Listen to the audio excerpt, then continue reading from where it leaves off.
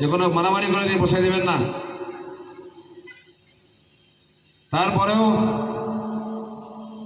মারামারি কিন্তু বিভিন্ন জায়গায় কন্টিনিউ হয়ে যাচ্ছে। এই রেশারেশি, এই কে কেন দখল নিতে পারবে, আরেকটা সমস্যা হলে ওরা গালি দিল, ওরা গালি দিলে এটা নিয়ে মারামারি শুরু হয়ে যায়, এগুলোর সমস্যা। আর ঝিনাইদহের লোকের মাথা মতো গরম থাকে, কিছু হলে মাথার মধ্যে বাড়ি মারে, আর মাথার মধ্যে বাড়ি মারলে মানুষ মারা যাবে। যার ফলে অত্যন্ত শিক্ষিত একটা এলাকা হয়েও ঝিনাইদহ কিন্তু সেভাবে এগাতে পারতেছে না এই কাইজা বা মারামারির জন্য।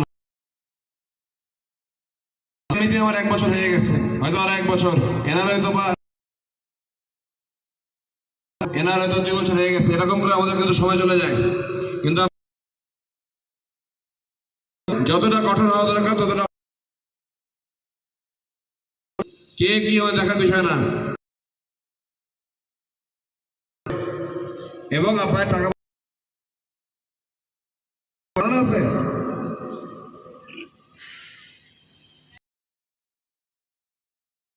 এরপরে আমরা চলে যাওয়ার পরে মারামারি